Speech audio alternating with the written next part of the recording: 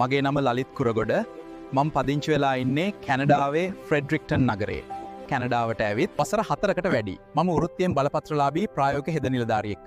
මේ පිටුපසින් ඔබට පෙනෙන්නේ මම වැඩ කරන රෝහලයි. මගේ වෘත්තීය පළපුරුද්ද වසර 18ක් වුණත් මට මගේ වෘත්තිය වෙනුවෙන් ලෝකයේම පිළිගත් බලපත්‍රයක් ලැබුණේ ගිය අවුරුද්දේ.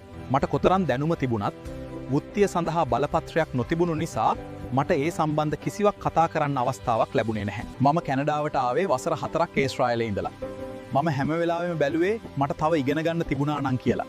මම කැනඩාවට ඇවිත් නැවතත් කැම්පස් ගිහින් මෙහෙන් උපාධිය ලබාගෙන දැන් මගේ වෘත්තිය සඳහා බලපත්‍රයක් අරගෙන තියෙනවා.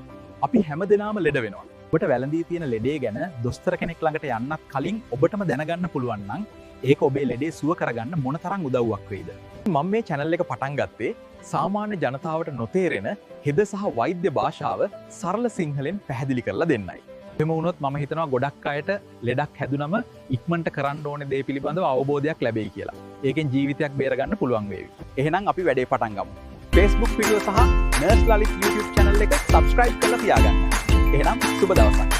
මගේ නම ලලිත් කුරගොඩ. මම පදිංචි වෙලා ඉන්නේ කැනඩාවේ ෆ්‍රෙඩරික්ටන් නගරේ. කැනඩාවට ඇවිත් වසර 4කට වැඩි. මම වෘත්තියෙන් බලපත්‍රලාභී ප්‍රායෝගික හෙද නිලධාරියෙක්. මේ පිටුපසින් ඔබට පෙනෙන්නේ මම වැඩ කරන රෝහලයි. මගේ වෘත්තීය පළපුරුද්ද වසර 18ක් වුණත් මට මගේ වෘත්තිය වෙනුවෙන් ලෝකයේම පිළිගත් බලපත්‍රයක් ලැබුණේ ගිය අවුරුද්දේ.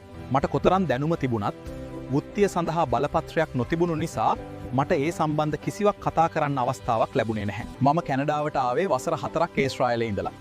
මම හැම වෙලාවෙම බැලුවේ මට තව ඉගෙන ගන්න තිබුණා නම් කියලා. මම කැනඩාවට ඇවිත් නැවතත් කැම්පස් ගිහින් මෙහෙන් උපාධිය ලබාගෙන දැන් මගේ වෘත්තිය සඳහා බලපත්‍රයක් අරගෙන තියෙනවා. අපි හැමදෙනාම ලෙඩ වෙනවා. ඔබට වැළඳී තියෙන ලෙඩේ ගැන දොස්තර කෙනෙක් ළඟට යන්නත් කලින් ඔබටම දැනගන්න පුළුවන් නම් ඒක ඔබේ ලෙඩේ සුව කරගන්න මොන තරම් උදව්වක් වෙයිද? මම මේ channel එක පටන් ගත්තේ සාමාන්‍ය ජනතාවට නොතේරෙන හෙද සහ වෛද්‍ය භාෂාව සරල සිංහලෙන් පැහැදිලි කරලා දෙන්නයි. එම වුණොත් මම හිතනවා ගොඩක් අයට ලෙඩක් හැදුනම ඉක්මනට කරන්න ඕනේ දේ පිළිබඳව අවබෝධයක් ලැබෙයි කියලා. ඒකෙන් ජීවිතයක් බේරගන්න පුළුවන් වේවි. එහෙනම් අපි වැඩේ පටන් ගමු. Facebook වීඩියෝ සහ නර්ස් ලලිත් YouTube channel එක subscribe කරලා තියාගන්න. එහෙනම් සුබ දවසක්.